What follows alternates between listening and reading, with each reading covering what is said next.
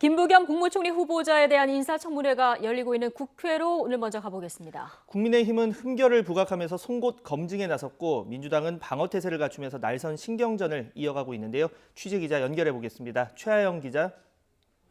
네, 국회입니다. 네, 지금 인사청문회가 진행 중인데요. 어떤 부분들이 쟁점이 되고 있습니까? 네, 가장 먼저 김 후보자의 도덕성 검증이 심판대에 올랐습니다. 이 김 후보자 부부가 과거 과태료 체납으로 차량을 32차례나 압류당했던 이력이 문제가 된 건데요. 이 준법 의식이 부족했다는 지적에 김 후보자는 부끄럽다며 한껏 자세를 낮췄습니다. 직접 들어보시죠.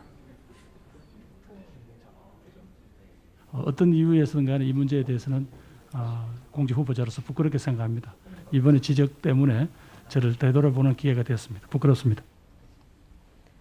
다만 과거 부인 명의의 차량이 회사 차량으로 이용되는 바람에 이 관리에 소홀했지만 그 이후부터는 게으름을 부린 일이 없었다고 해명했습니다.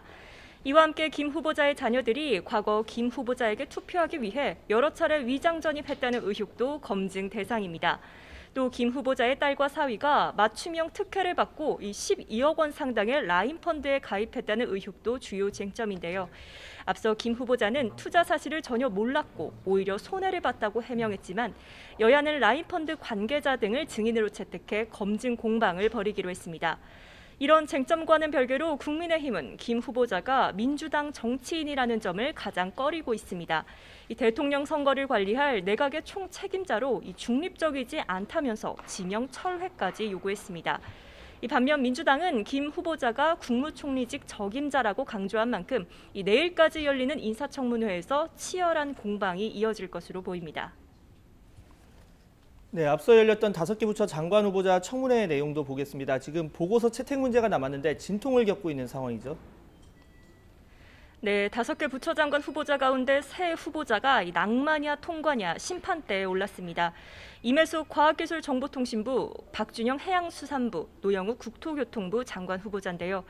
국민의힘은 의원총회에서도 이 세 후보자 모두 부적격하다며 지명 철회나 잦은 사퇴해야 한다고 거듭 결론을 내렸습니다.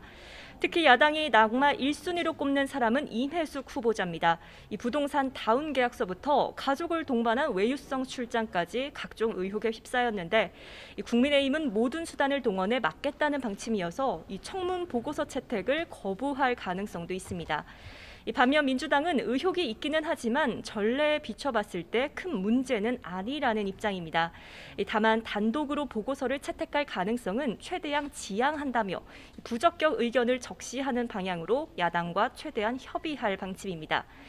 정권 임기 말 낭만은 안 된다는 생각이 강하지만 야당을 건너뛴 30번째 장관이라는 부담과 향후 전국 경색을 고려한 것으로 보입니다. 청문 보고서 처리 1차 시한은 오늘까지입니다.